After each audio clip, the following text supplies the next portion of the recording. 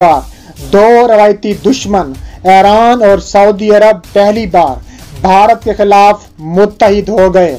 इमरान खान की शानदार हिकमत अमली ने भारत की 70 सालों की सफारतकारी का कचूमर निकाल दिया। इमरान खान ने शानदार ऐलान करते हुए सऊदी अरब और ईरान को भारत के खिलाफ इकट्ठा कर दिया। पूरी दुनिया ने सऊदी अरब को ईरान से उम्मीद लगा ली कि ईरानी सुप्रीम लीडर आयतुल्लाह खामनई ने भारतीय मुसलमानों से बड़ा वादा कर लिया कि अब मामला अक़वाम मुत्तहिदा ने हल ना किया तो फिर पूरे भारत में दमादम मस्त कलंदर होगा। अब हमारी बारी है, जिसको अपनी जान की परवाह नहीं, सिर्फ वो हमारे रास्ते में आए। ऐसा इक़दाम करने का ऐलान कर दिया कि मोदी सरकार की नस्लें याद रखेंगी।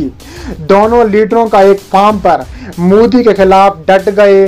उन्होंने कहा है कि अल्लाह के सिवा किसी से नहीं डरते और अपने दिफा के लिए किसी हद तक जाएंगे। कश्मीरी और भारत के मुसलमानों ने पाकिस्तान, ईरान और सऊदी इत्तेहाद से उम्मीदें बांध ली। खामनई ने दबंग ऐलान कर दिया और वाज़ेह अल्फाज में कह दिया कि कश्मीर पाकिस्तान ही नहीं बल्कि तमाम मुसलमानों के मुल्कों की शहरग है। एक एक शहीद के खून का हिसाब लेने का वक्त आन पहुंचा है। भारत पाकिस्तान का पानी रोके, हम उसकी सांसें रोक देंगे। मोहम्मद बिन सलमान ने अरबों रुपए की सरमायाकारी भारत से वापस लेने का ऐलान कर दिया। मोदी सरकार को बड़ा झटका। मोहम्मद बिन सलमान भी पाकिस्तानियों और कश्मीरियों की आवाज़ बन गए। मोदी को गलाजत का कारिंदा और खूनी दरिंदा करार दे दिया। मोदी सरकार की दौड़ें लग गईं। भारतीय वजीर सऊदी और ईरानी सफ़ीरों के पांव पड़ गए। कश्मीर और सीएए कानून को भारत का अंदरूनी मामला करार देकर चुप रहने की तलकीन करने लगे, मगर ईरान और सऊदी अरब ने वाज़ेह कर दिया कि भारतीय मुसलमानों और कश्मीरी यतीम नहीं हैं, हम उनके साथ हैं। पाकिस्तान ने ईरान सऊदी अरब का इत्तेहाद करवाकर तारीख रकम कर दी।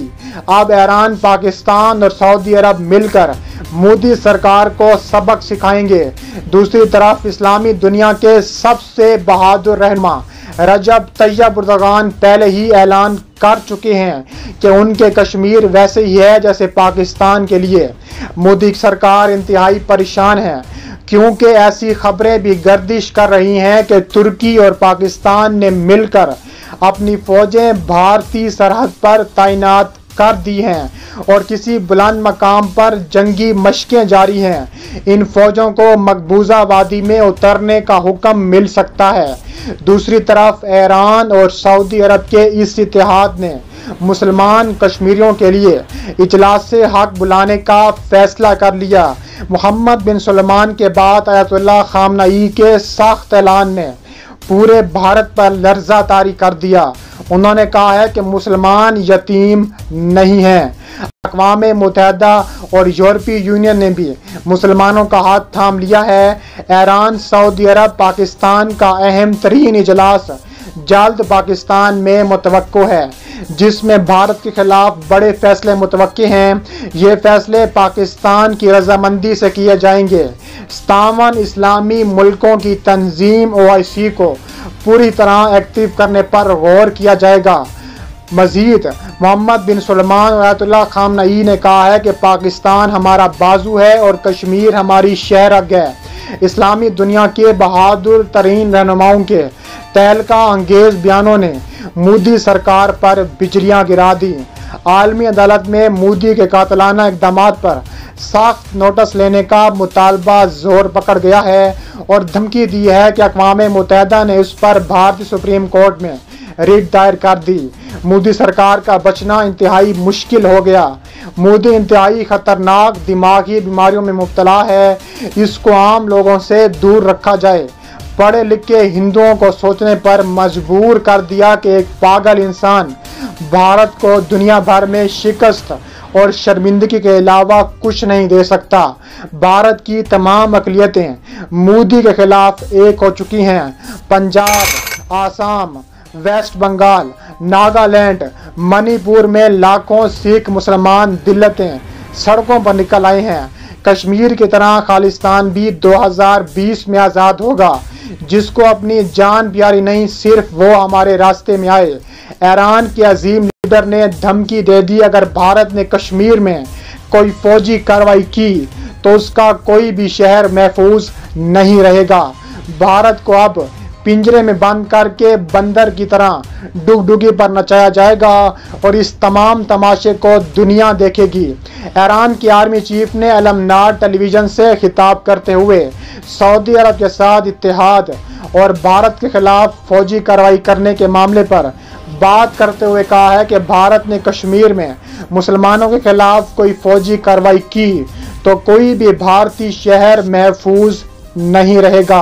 ईरान की मुसल्लह अफवाज के लीडर जनरल सैयद मसूद जज़ायरी ने भी बयान देते हुए कहा है कि ईरान मुसलमानों के मामले में किसी भी मुल्क की धमकियों से नहीं डरता।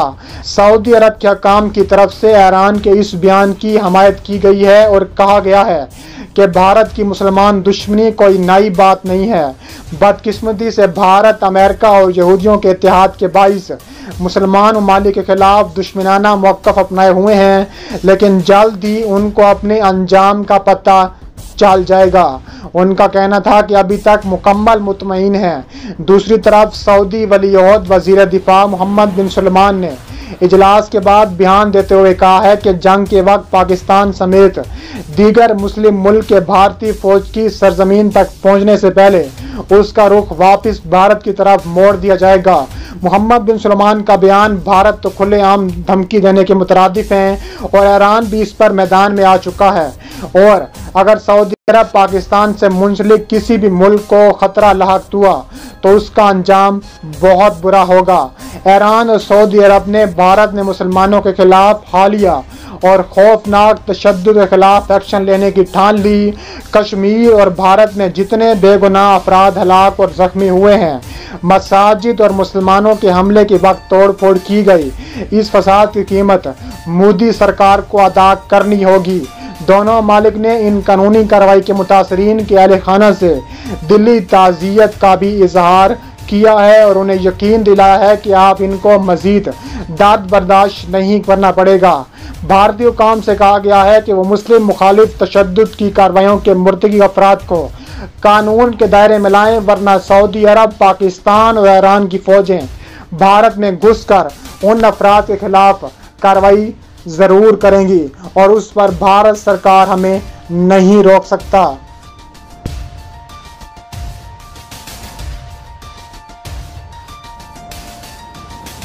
पेज पर भी ज़रूर फॉलो करें। मिलती हैं नेक्स्ट वीडियो में। अल्लाह हाफिज़।